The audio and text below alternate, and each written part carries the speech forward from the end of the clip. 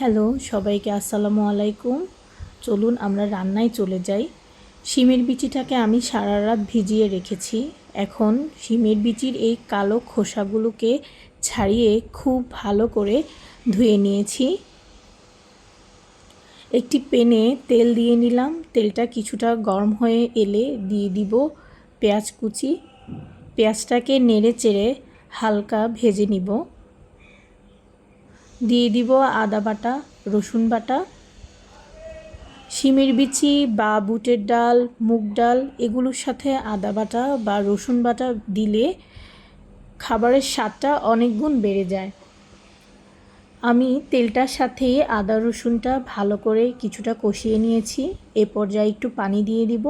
আপনারা যদি আমার চাইতে বেশি তেল খেয়ে থাকেন তাহলে পানি দিতে হবে না, তেলের মধ্যেই আদা রসুন আর পেঁয়াজটা ভাজা হয়ে যাবে। দিয়ে দিব হলুদ গুঁড়া এবং মরিচের গুঁড়ো। এই খাবারটা আমার বেবি খাবে, সেই জন্য আমি এখানে কাঁচামরিচ ব্যবহার করিনি। আপনারা কাঁচামরিচ ব্যবহার করবেন, তাহলে খাবারের স্বাদটা বাড়বে। দিয়ে দিচ্ছি শিমের বিচিগুলো। ঝোলটার সাথে শিমের বিচি খুব ভালো করে কষিয়ে নিব। দিয়ে দিলাম লবণ। যে কোনো সবজি ডাল আপনি যত কষাবেন রান্নার স্বাদটা অত বেশি বেড়ে যাবে। ঢাকনা দিয়ে দিলাম।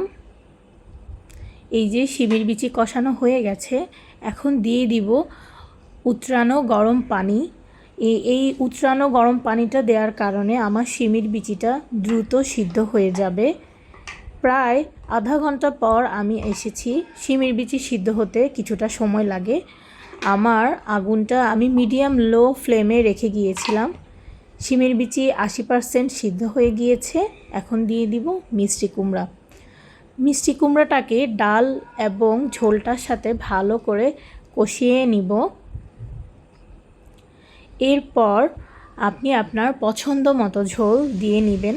আমার আম্মু এই রান্নাটাতে কোনো ঝোলই রাখেন না। উনি মিষ্টি কুমড়াটাকে একদম ভেঙে শিমের বিচিটার সাথে ড্রাই করে ফেলেন এবং বেরেস্তাও ব্যবহার করেন না। আমার বাসায় মিষ্টি কুমড়ো গোটা খেতে পছন্দ করে, তাই আমাকে ঝোল রাখতে হয়।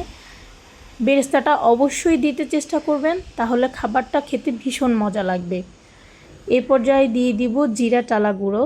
তবে জিরা টালা দেওয়ার পরে বেশিক্ষণ রান্না করতে হবে না। দিয়ে দিব ধনিয়া পাতা।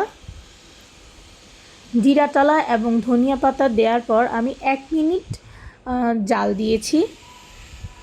এই যে তৈরি হয়ে গেল আমাদের নোয়াখালীর খুব মজার একটি খাবার, শুকনো শিমের বিচি দিয়ে মিষ্টি কুমড়া। আপনারা অবশ্যই ট্রাই করবেন। ভালো থাকবেন। আসসালামু আলাইকুম।